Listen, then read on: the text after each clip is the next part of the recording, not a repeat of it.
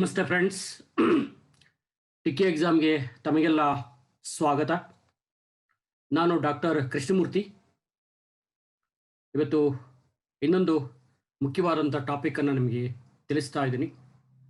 ಇಂದಿನ ವಿಡಿಯೋಸಲ್ಲಿ Indus valley civilisation ಅಥವಾ ಸಿಂಧು ನಾಗರಿಕತೆಯನ್ನು ಕುರಿತು ಮಾತನಾಡಿದ್ದೆ. ಇವತ್ತು ನಿಮಗೆ ಇನ್ನೊಂದು ಮುಖ್ಯವಾದ ಚಾಪ್ಟರ್ ವೈದಿಕ ನಾಗರಿಕತೆ.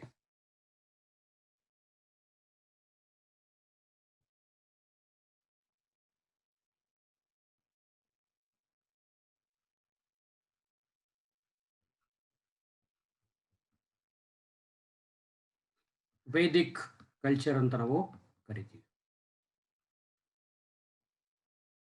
ನಿಮ್ಗೆ ಏನ್ಸೆಂಟ್ ಇಂಡಿಯನ್ ಹಿಸ್ಟ್ರಿಯಲ್ಲಿ ಇನ್ನೊಂದು ಮುಖ್ಯವಾದ ಭಾಗ ಅಂತಂದ್ರೆ ಅದು ವೇದಿಕ್ ಕಲ್ಚರ್. ಈ ಚಾಪ್ಟರ್ಲ್ಲೂ ಕೂಡ ನೀವು ಪ್ರಶ್ನೆಗಳನ್ನ ನಿರೀಕ್ಷೆ ಮಾಡ್ಬೋದು. ನಿಮ್ಮ ಬಹುತೇಕ ಎಲ್ಲ ಎಕ್ಸಾಮು ಕೂಡ ಈ ಚಾಪ್ಟರ್ಲಿ ಒಂದಲ್ಲ ಒಂದು ಪ್ರಶ್ನೆ ಸಹಜವಾಗಿ ಇದ್ದೇ ಇರುತ್ತೆ. ಚಾಪ್ಟರ್ಲಿ ಏನೇನು ಓದಬೇಕು ಅಂತ ಫಸ್ಟ್ ನಿಮಗೆ ಗೊತ್ತಿರಬೇಕು.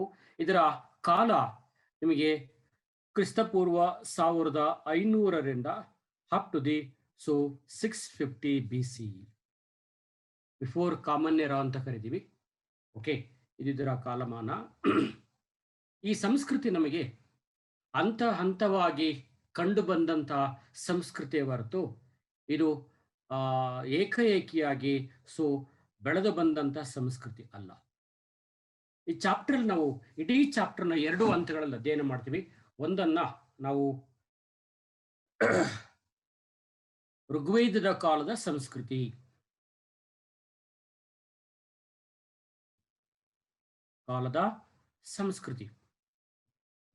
ಅಂದ್ರೆ ಪ್ರಾರಂಭದ ವೇದದ ಕಾಲ ಸಂಸ್ಕೃತಿ ಅಂತ ಅರ್ಥ.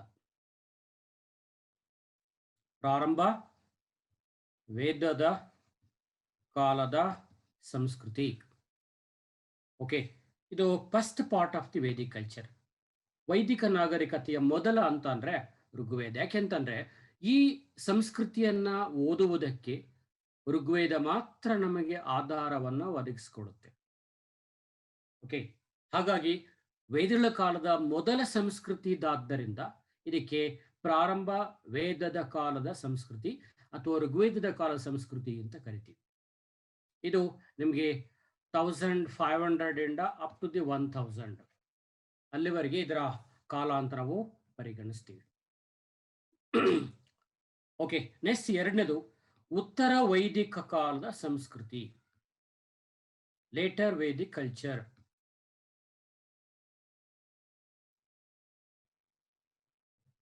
ಸಂಸ್ಕೃತಿ ಕರಿತೀವಿ. ಓಕೆ, ಅಥವಾ ಇದನ್ನ matured stage of the Vedic culture, ವೈದಿಕ ಸಂಸ್ಕೃತಿಯ ಪ್ರೌಢಿಮೆ ಅಂತ ನಾವು ಇದನ್ನ ಗುರುತಿಸ್ಕೊಳ್ತೀವಿ. ಓಕೆ, ಇದರ ಕಾಲ ಸಾಮಾನ್ಯವಾಗಿ 1000 ಅಪ್ ಟು ದಿ 650 BC ಅಂತ ಪ್ರಾಕ್ತನ ಶಾಸ್ತ್ರಜ್ಞರು ಇದನ್ನ ಪತ್ತೆ ಹಚ್ಚಿದ್ದಾರೆ. ಹಾಗಾಗಿ ಈ 2 ಭಾಗಗಳನ್ನ ಗಮನಿಸಿದರೆ ಒಂದು ಸ್ಪಷ್ಟವಾಗುತ್ತೆ, ಈ ಸಂಸ್ಕೃತಿ ಹಂತವಾಗಿ ಬೆಳೆದ ಬಂದ ಸಂಸ್ಕೃತಿ ಎನ್ನುವುದು ನಮಗೆ ಸ್ಪಷ್ಟವಾಗಿ ಪರಿಚಯ ಆಗುತ್ತಿದೆ. ಓಕೆ, ಇದರ ಮೊದಲ ಆಯಾಮವನ್ನು ಕುರಿತು ನಾವಿಲ್ಲಿ ಮಾತನಾಡೋಣ. ಮೊದಲೇ ಮೇಜರ್ ಆಸ್ಪೆಕ್ಟ್. ಏನೇನು ಓದ್ಬೇಕು ಅಂತ ನಿಮ್ಗೆ ಸಹಜವಾಗಿ ಗೊತ್ತಿರಬೇಕು. ಏನು ಓದ್ಬೇಕು ಅಂತಂದ್ರೆ ಫಸ್ಟ್ ಒನ್, ಈ 2 ಸಂಸ್ಕೃತಿಗಳಿಗೆ ಸಂಬಂಧಪಟ್ಟಂತೆ ಕಂಡು ಬರುವಂತ ಮುಖ್ಯವಾದ ಅಂಶಗಳು ಅಂತಂದ್ರೆ ಒಂದು ವೈದಿಕ ಸಾಹಿತ್ಯ,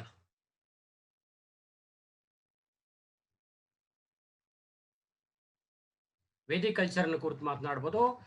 ಇದನ್ನ ನಾವಿಲ್ಲಿ ನೋಡ್ಬೇಕಾಗುತ್ತೆ. ಆಯ್ತಾ? ಒಂದು ವೈದಿಕ ಸಾಹಿತ್ಯ,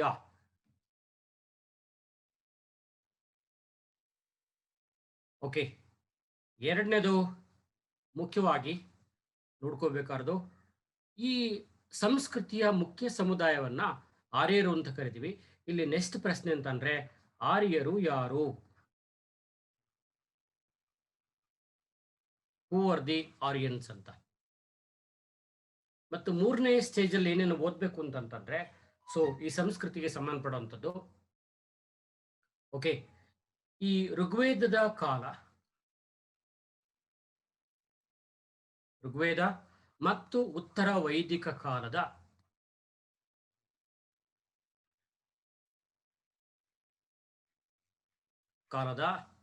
ರಾಜಕೀಯ, ಓಕೆ, ಸಾಮಾಜಿಕ, ಧಾರ್ಮಿಕ ಮತ್ತು ಆರ್ಥಿಕ ವಿಷಯಗಳನ್ನ ಕುರಿತು ಪ್ರಶ್ನೆಯನ್ನ ಕೇಳ್ತಾರೆ. ಓಕೆ, ಈ ವಿಷಯಗಳನ್ನ ಸಂಕ್ಷಿಪ್ತವಾಗಿ ನೀವು ಓದಿರ್ಬೇಕು.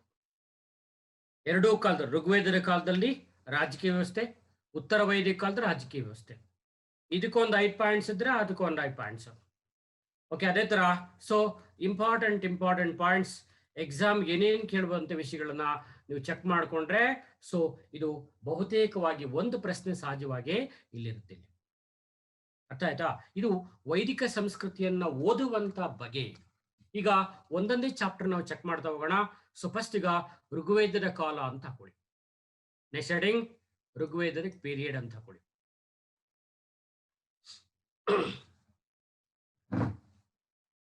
ಫಸ್ಟ್ ಒನ್, ಈಗ ನೇರವಾಗಿ ಬರೋಣ. ಈ ಎರಡೂ ಕಾಲಕ್ಕೆ ಸಂಬಂಧಪಡುವಂತಹ ಸೊ ವೈದಿಕ ಸಾಹಿತ್ಯವನ್ನು ಕುರಿತು ನಾವಿಲ್ಲಿ ಚೆಕ್ ಮಾಡ್ತಾ ಹೋಗೋಣ. Next heading so Vedic literature ಅಂತ ಹಾಕೊಳ್ಳಿ, ವೈದಿಕ ಸಾಹಿತ್ಯ.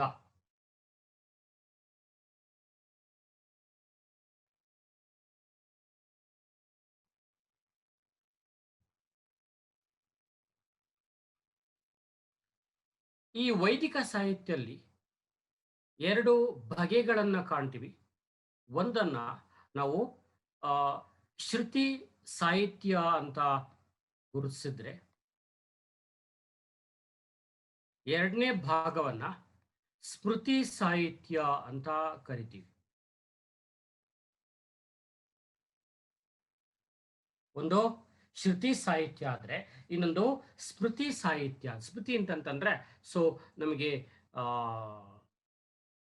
ಮೆಮೊರಿ ಅಂತ ಇಂಗ್ಲಿಷ್ ಅನ್ನು ಕಂಡು ಬರ್ತೀವಿ. ಎರಡು ಪ್ರಮುಖವಾದಂತಹ ಭಾಗಗಳು ಅಂತ. ಈಗ ಫಸ್ಟ್ ಶ್ರುತಿ ಸಾಹಿತ್ಯದಲ್ಲಿ ಏನೇನು ಬರುತ್ತೆ ಅಂತ ಮಾತನಾಡಿದರೆ, ಒಂದು ಮುಖ್ಯವಾಗಿ ಸೊ ವೇದಗಳು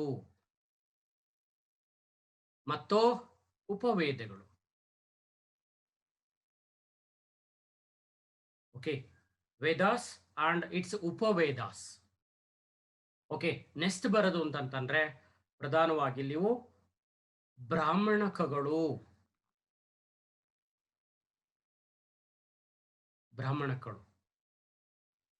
ಮೂರನೇದು ಅರಣ್ಯಕಗಳು.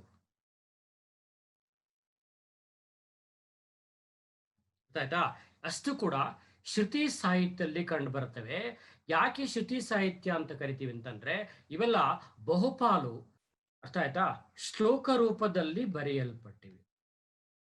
ಶ್ಲೋಕ ಅಥವಾ ಪ್ರಾರ್ಥನೆ ರೂಪದಲ್ಲಿ ಬರೆಯಲ್ಪಟ್ಟಿವೆ.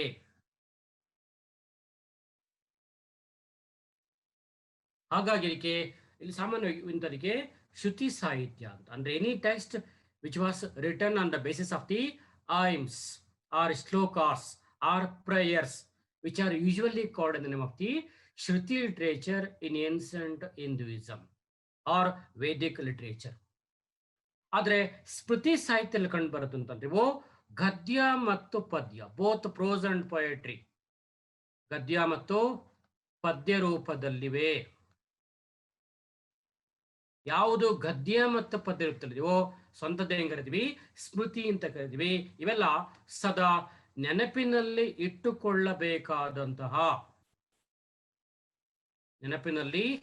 ಇಟ್ಟುಕೊಳ್ಳಬೇಕಾದ ಓಕೆ ಅಮೂಲ್ಯ ಮಾಹಿತಿಯ ವಸ್ತುಗಳು ಅಥವಾ ಅಮೂಲ್ಯ ಮಾಹಿತಿಗಳು.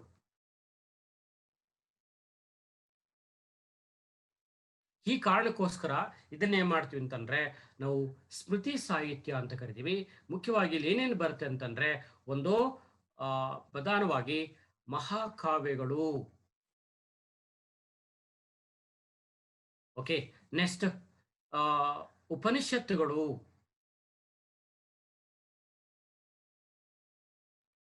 ಇಲ್ಲಿ ಕಂಡು ಬರ್ತವೆ. ನೆಕ್ಸ್ಟ್ ಇನ್ನೇನು ಬರುತ್ತೆ ಅಂತಂತಂದ್ರೆ ಮುಖ್ಯವಾಗಿ ವೇದಾಂಗಗಳು ಮತ್ತು ದರ್ಶನಗಳು. ಇಲ್ಲಿ ದರ್ಶನ ಅಂತಂದ್ರೆ 6 schools of Indian philosophy ಅಂತ ಅರ್ಥ. ಓಕೆ, ಮತ್ತು ಧರ್ಮಶಾಸ್ತ್ರಗಳು ಅಂತೆಲ್ಲ ಕಂಡು ಬರ್ತವೆ. This are the important steps. ಇವೆಲ್ಲ ವೈದಿಕ ಇವೆಲ್ಲವನ್ನು ಒಂದೊಂದಾಗಿ ನಾವು ಚೆಕ್ ಮಾಡ್ತಾ ಹೋಗೋಣ.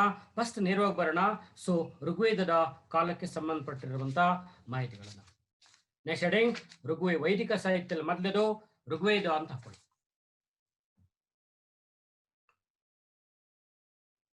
First one Rigveda.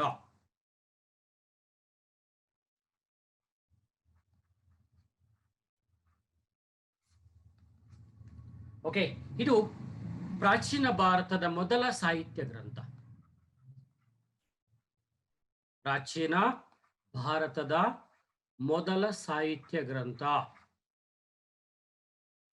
First literary work of our ancient India. Okay, ನಮ್ಮ ದೇಶ ಇತಿಹಾಸ ಅಂತ ಏನಿದೆ, ಸಾಹಿತ್ಯ ಅಂತ ಇದೆ, ಅದಕ್ಕೆ ಮೊದಲ ಗ್ರಂಥ ಅಂದ್ರೆ Rigveda. Okay, it was written in form of a shlokas or prayers or hymns. ಹಾಗಾಗಿ ಇದಕ್ಕೆ ಮುಖ್ಯವಾಗಿ ಪ್ರಾರ್ಥನೆಗಳ ಸಂಕಲನ ಅಂತ ಕರೀತಾರೆ.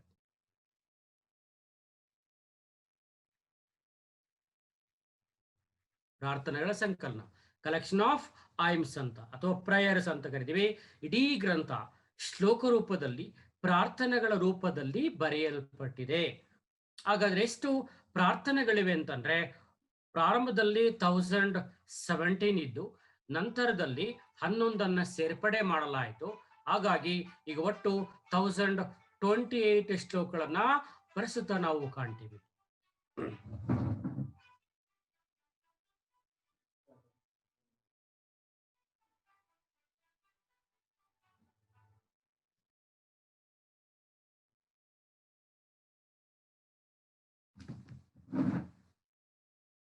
ಥೌಸಂಡ್ 28 ಶ್ಲೋಕಗಳನ್ನ ನಾವಿಲ್ಲಿ ಕಾಣ್ತೀವಿ ಅಂತ ಅರ್ಥ. ಪ್ರಾರ್ಥನಾ ಸಂಕಲನ. ಸೊ ಅವೆಲ್ಲವೂ ಕೂಡ. ಆಮೇಲೆ ಇದು ಒಂದೇ ಗ್ರಂಥ ಮಾತ್ರ.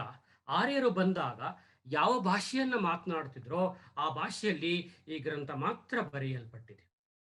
ಆರ್ಯರು ಭಾರತಕ್ಕೆ ಬಂದಿದ್ದಾಗ ಅಥವಾ ಅವರು ಮಾತನಾಡುತ್ತಿದ್ದ ಭಾಷೆಯಲ್ಲಿ ಈ ಗ್ರಂಥ ಬರೆಯಲ್ಪಟ್ಟಿದೆ. ಹಾಗಾಗಿ ಇದಕ್ಕೆ ನಾವೇನ್ ಕರಿತೀವಿ ಅಂತಂದ್ರೆ, just called the name of. ಯಾವ ಭಾಷೆಯಲ್ಲಿ ಬರೆಯಲ್ಪಟ್ಟಿದೆ ಅಂತಂದ್ರೆ, ಸೊ ಬರ್ಕೊಡಿ, ಆರ್ಯರು ಮಾತನಾಡೋ ಭಾಷೆಯಲ್ಲಿ, ಆರ್ಯರ ಮಾತನಾಡುವ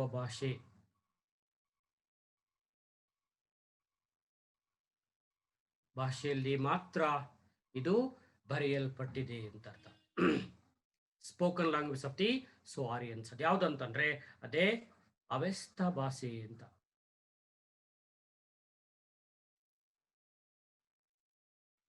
ತದನಂತರದಲ್ಲಿ ಸಂಸ್ಕೃತಕ್ಕೆ ಬರೆಯಲ್ಪಟ್ಟಿತು. ತದನಂತರ ಸಂಸ್ಕೃತಕ್ಕೆ ತರ್ಜುಮೆ.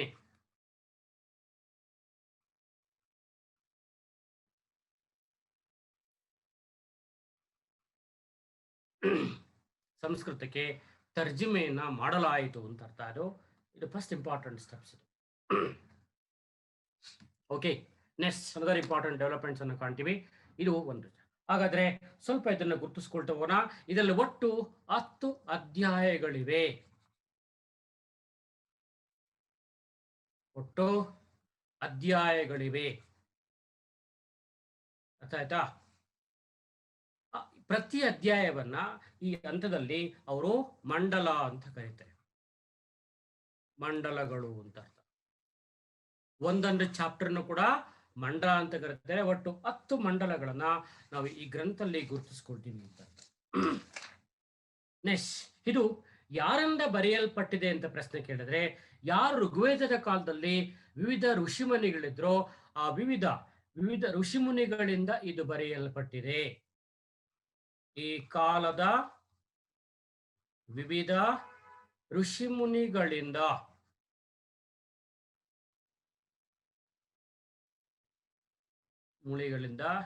ಬರೆಯಲ್ಪಟ್ಟಿದೆ.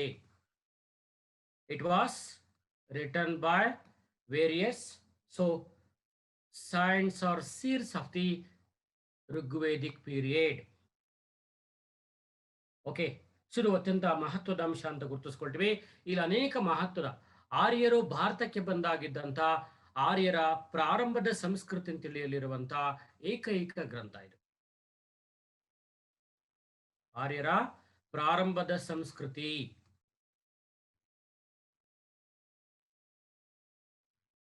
ಸಂಸ್ಕೃತಿಯನ್ನ ಇದು ತಿಳಿಸುತ್ತದೆ.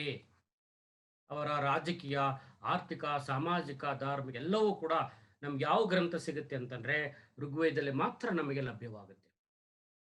ಓಕೆ, ಈ ಗ್ರಂಥ ತನ್ನದೇ ಆದಂತ ಉಪವೇದವನ್ನ ಒಳಗೊಂಡಿದೆ. ಉಪವೇದ ನಾವು ಆಯುರ್ವೇದ ಅಂತ ಕರಿತೀವಿ.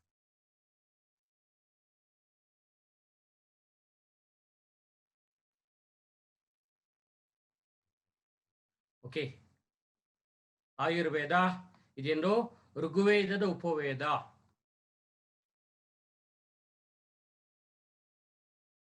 ಓಕೆ, ಋಗ್ವೇದದ ಉಪವೇದ ಯಾವುದು? ಆಯುರ್ವೇದ ಅಂತ ಅರ್ಥ. ಓಕೆ, ಇದು ಫಸ್ಟ್ ಇಂಪಾರ್ಟೆಂಟ್ ಸ್ಟೆಪ್ಸ್. ಇಲ್ಲಿ ಆಯುರ್ವೇದ ಅಂತಂದ್ರೆ ಋಗ್ವೇದದ ಕಾಲದ ವೈದ್ಯಕೀಯ